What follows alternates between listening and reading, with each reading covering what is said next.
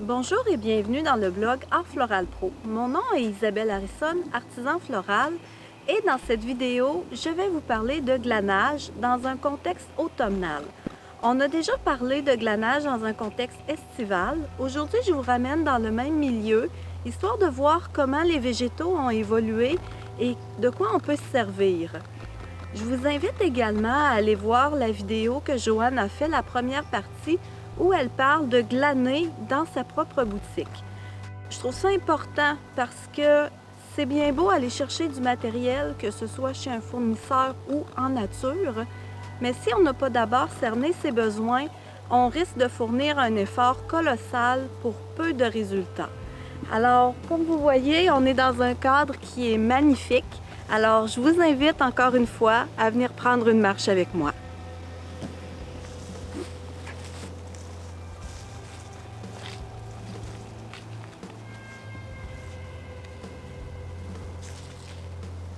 C'est difficile de passer à côté de la feuille d'automne. On la travaille assez peu et pourtant, je ne connais pas personne qui n'aime pas la feuille d'automne. Souvent, la manière dont on peut la travailler, évidemment fraîche, comme ça, si on vient de la recueillir. Sinon, on peut la glisser sur un fil de métal avec un carton au bout, la face comme ça, les suspendre. Donc, quand elles vont sécher, elles vont friser légèrement par le haut. Ensuite, on peut les utiliser en couronne, on peut les insérer à l'intérieur des compositions. C'est toujours du très bel effet et en même temps, ça vient chercher une émotion. Tout le monde aime la feuille d'automne. Tout le monde, ça va chercher des souvenirs d'enfance. C'est quelque chose qui est très intéressant à insérer dans le travail qu'on fait.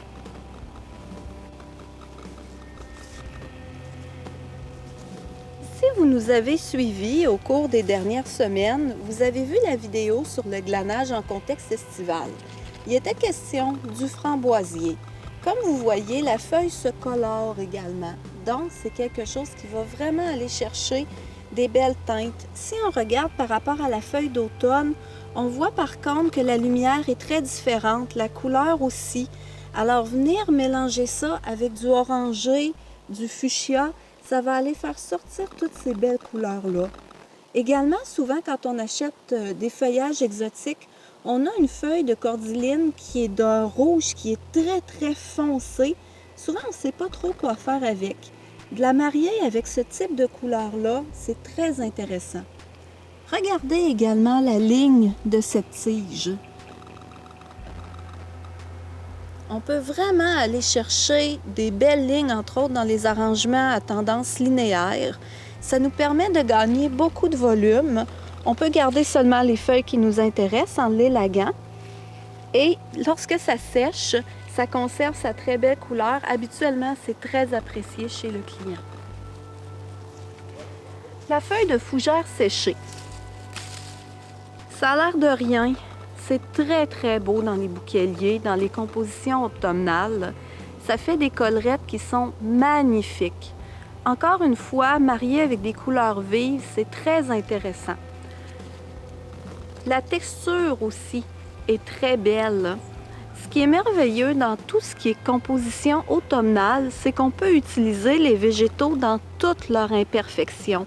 Marier le frais avec le séché, ça va donner des bouquets qui non seulement vont perdurer, mais qui vont aussi avoir un caractère des plus intéressants. Regardez, juste ça et ça ensemble, avec quelques fleurs fraîches. Avouez qu'on n'a pas fait grand-chose et déjà, ça c'est intéressant. Ah.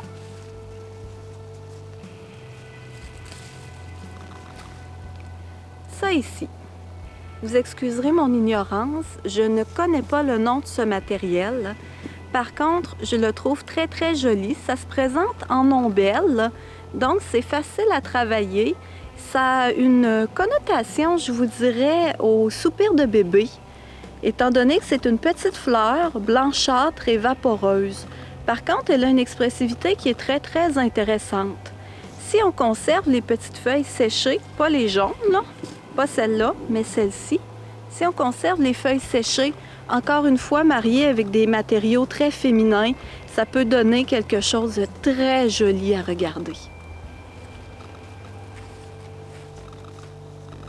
En automne, quand les arbres commencent à perdre leurs feuilles, c'est là qu'on peut découvrir des branches à caractère à même les arbres. Si je regarde celui-ci, on peut voir quand même qu'il est assez tourmenté. J'ai juste à prendre ça ici. Vous pouvez voir la forme, la ligne de cette branche-là. C'est quand même quelque chose qui apporte du caractère dans une composition. Qu'on l'utilise en structure, en construction, pour souligner une ligne d'une autre fleur, que on la passe par-dessus un autre élément, ça va apporter du caractère. Et c'est à partir de la période automnale qu'on est vraiment capable d'aller les voir, les cerner, parce qu'elles sont dégagées de leur feuillage.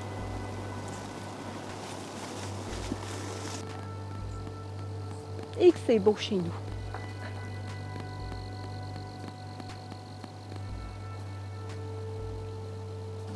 J'attire votre attention sur les végétaux de jardin qui sont en fleurs à l'automne et qui commencent à passer. Voyez-vous, celle-ci est en train de se tacher de brun. L'hydrangée, ça se travaille très bien, encore une fois, dans les compositions automnales.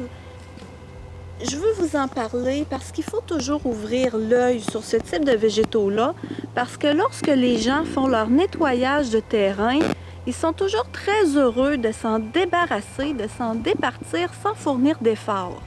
Alors lorsque l'on voit ces gens-là qui coupent les fleurs et qui les mettent sur le bord du chemin, parfois c'est simplement d'aller les voir et de leur demander si on peut partir avec, et je vous dirais que c'est rare que la réponse est non. J'attire votre attention sur tout ce qui est vigne. Comme vous pouvez le voir, elles prennent de très jolies couleurs à l'automne, elles sont faciles à utiliser et je vous invite à laisser le feuillage sécher à même la tige que vous les utilisez dans les bouquets. Encore une fois, je le répète, dans les compositions automnales, c'est la seule période où on peut se permettre d'utiliser les végétaux dans toutes leurs imperfections. Réalisez aussi que les gens aiment quand les choses perdurent à la maison.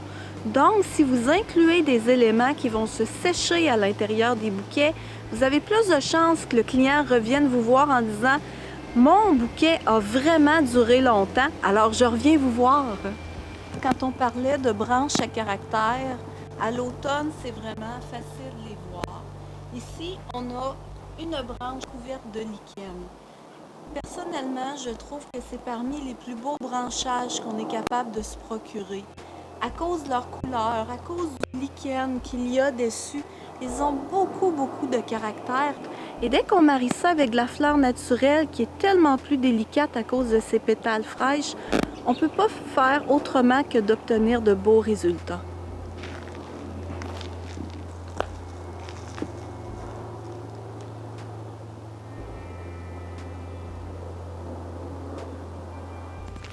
Je vois autre chose de très intéressant. On va commencer par cette fougère-là, qui est comme une dentelle. Elle sèche très rapidement une fois qu'elle est coupée. Elle va toute se recroqueviller sur elle-même. C'est magnifique. Autre chose que je veux vous montrer, ce sont les églantiers.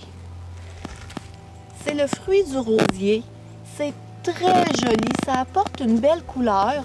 C'est un type de matériel qui est pratiquement impossible à retrouver chez les fournisseurs.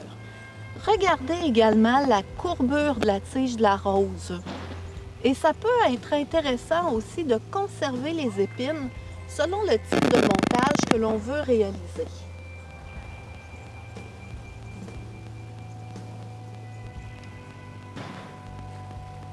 Je vous invite maintenant à entrer en sous-bois parce que c'est là vraiment la période automnale qu'on va trouver des trucs très intéressants comme les écorces qui vont se détacher naturellement des arbres et les champignons d'arbres. On va exercer notre œil de lynx.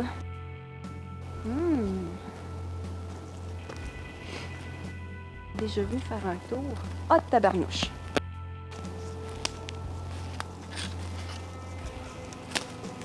Ce que je vais vous montrer en ce moment est hors d'accès. Mais quand vous avez la chance de mettre la main sur un balai de sorcière,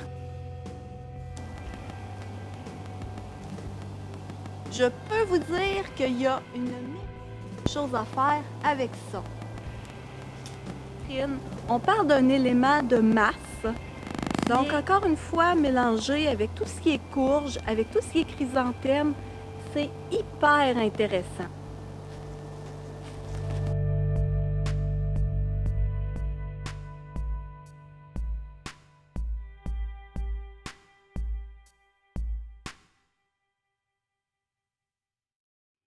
C'est une excroissance.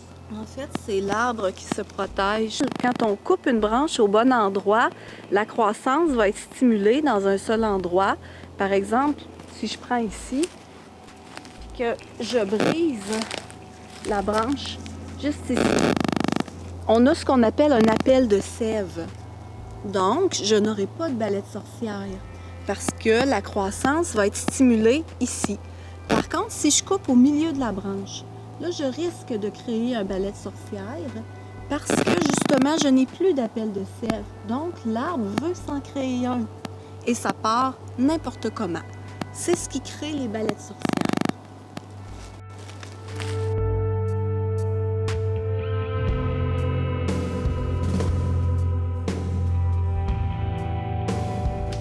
Les champignons d'arbre, c'est un élément hyper intéressant. En plus, ceux-ci sont moussus sur le dessus. C'est très joli. Lorsqu'on les récolte, on fait bien attention de ne pas abîmer l'arbre et ensuite on les met dans un endroit où on peut les laisser sécher.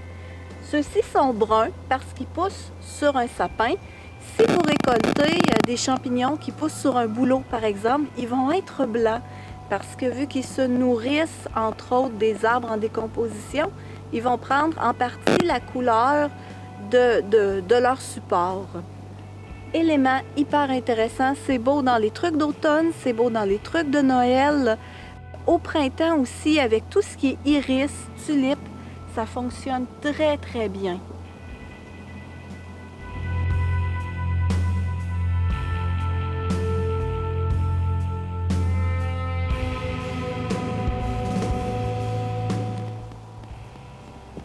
Si vous nous avez suivis dans notre vidéo glanage estival, on avait parlé, et c'est pas compliqué, on aurait envie de toutes les ramasser. Alors, on récolte, mais on essaie d'en laisser de manière à ce que le milieu puisse se reconstituer, afin, lorsqu'on va revenir dans les années prochaines, qu'on puisse continuer à récolter. En terminant, j'aimerais vous montrer cette fougère qui est très très belle. Pour une fougère indigène, elle a une taille qui est assez impressionnante. Comme je le disais, l'automne, c'est un des seuls moments où on peut se permettre d'utiliser les végétaux dans toute leur imperfection. Donc, de prendre une de ces magnifiques tiges, de l'élaguer, ça nous donne tout de suite une ligne qui est assez extraordinaire. Et lorsqu'on l'utilise en composition, tout ce qui est en haut va se recroqueviller. Alors, si vous imaginez travailler encore avec des éléments automnaux comme des mini maïs, des courges et tout ce qui est fleurs de couleur d'automne, vous allez avoir un résultat qui va être très impressionnant. Donc, pour conclure, en nature, on peut se permettre de trouver des végétaux qui vont apporter beaucoup de caractère, beaucoup de personnalité à toutes vos compositions. Peu importe la saison, il suffit d'ouvrir l'œil et aussi de définir la façon dont on voit les choses. Parce que oui, il y a des gens qui vont avoir de la difficulté à utiliser des végétaux imparfaits. Ils vont vouloir avoir des végétaux parfaits. Alors, ça va être de vous diriger dans des végétaux qu'on peut récolter en nature qui sont plus colorés, comme la feuille d'automne. Si vous êtes plutôt du genre à utiliser les végétaux dans leur imperfection, ayez pas peur de vous diriger dans tout ce qui est fougère, dans tout ce qui est mousse et champignons d'arbres, parce qu'encore une fois, c'est d'utiliser le caractère, l'expressivité des végétaux afin d'obtenir des résultats qui sont intéressants. Et honnêtement, vous êtes dans un de mes fournisseurs préférés, la nature, parce qu'on a un métier qui crie qu'on aime la nature et c'est d'inclure du cœur à l'intérieur de notre travail. Alors sur ce, j'espère que vous avez aimé cette vidéo, que ça vous a donné le goût de sortir, d'aller ramasser des choses, de faire des tests, puis d'être audacieux. Laissez-nous vos commentaires et sur ce, à bientôt dans le blog Art Floral Pro.